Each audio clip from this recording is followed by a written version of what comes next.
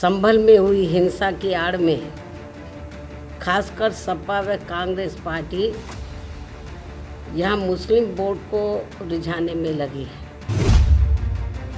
वहाँ इनका शोषण हो रहा है तो विपक्ष की ये मुख्य पार्टी इस पर चुप है, कांग्रेस पार्टी चुप है और अब वह केवल मुस्लिम वोट के लिए संभल संभल चिल्ला रही है।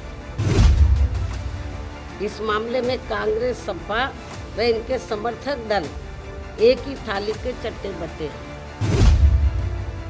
उत्तर प्रदेश की पूर्व मुख्यमंत्री और बसपा की राष्ट्रीय अध्यक्ष मायावती प्रेस कॉन्फ्रेंस तो बहुत कम करती हैं। अमूमन वो सोशल मीडिया के एक्स प्लेटफॉर्म को ही सियासी हथियार की तरह इस्तेमाल करती है, लेकिन अगर कभी वो मीडिया से मुखातिब होती हैं तो अपने दमदार भाषण से सत्ता पक्ष के साथ समूचे विपक्ष को हिलाकर रख देती है।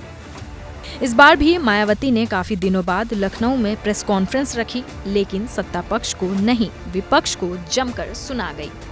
संसद में विपक्ष देश व यहाँ के जनहित के मुद्दे न उठाकर अपने राजनीतिक स्वार्थ में संभल में हुई हिंसा की आड़ में खासकर सपा व कांग्रेस पार्टी यहाँ मुस्लिम वोट को रिझाने में लगी है। बाकी मुद्दों से उनका कोई लेना देना नहीं है।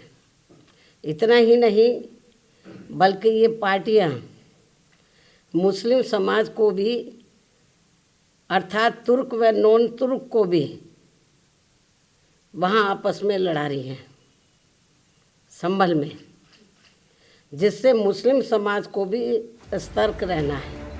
यूपी के पूर्व सीएम ने सपा और कांग्रेस पर आरोप लगाया है कि वो संभल हिंसा की आड़ में मुस्लिम वोट हथियाने की कोशिश कर रही है, मुस्लिम समुदाय को आपस में लड़वा रही है और बाकी मुद्दों से उनका कोई लेना देना नहीं है। इसके आगे बसपा चीफ ने बांग्लादेश में हिंदुओं पर हमले को लेकर चिंता जाहिर करते हुए संसद में विपक्ष की चुप्पी पर सवाल खड़े कर दिए।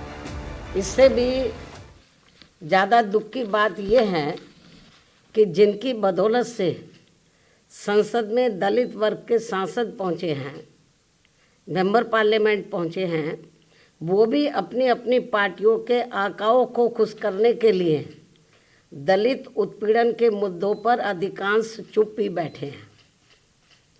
चाहे वो दलितों के उत्पीड़न का मामला अपने देश का हो या फिर बांग्लादेश का हो। संभल हिंसा और बांग्लादेश में हिंदुओं के मसले पर सपा और कांग्रेस को घेरते हुए मायावती ने अखिलेश और राहुल गांधी पर बहुत बड़ी बात कह दी। बोली, ये लोग मुस्लिम वोट पाने के लिए संभल संभल चिल्ला रहे हैं, लेकिन बांग्लादेश के मामले पर चुप हैं। कांग्रेस की इस गलती का जो अब वहाँ दलितों को नुकसान उठाना पड़ रहा है, तो उन्हें वहाँ की सरकार से बातचीत करके भारत में वापस लाया जाए। इसके लिए हमारी पार्टी आपकी बहुत बहुत आभारी होगी। केंद्र की वर्तमान भाजपा सरकार की बहुत बहुत आभारी होगी, वरना फिर दलितों के मामले में कांग्रेस व बीजेपी में हमारी पार्टी कोई अंतर नहीं समझेगी।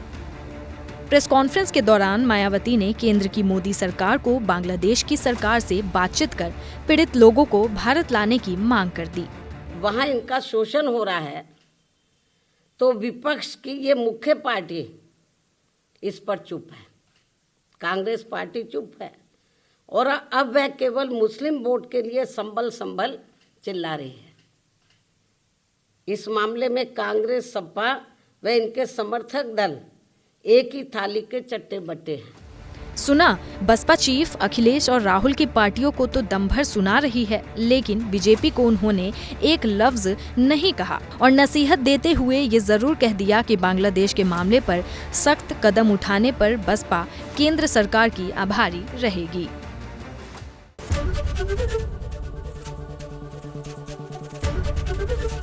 एबीपी गंगा, खबर आपकी, जुबान आपकी।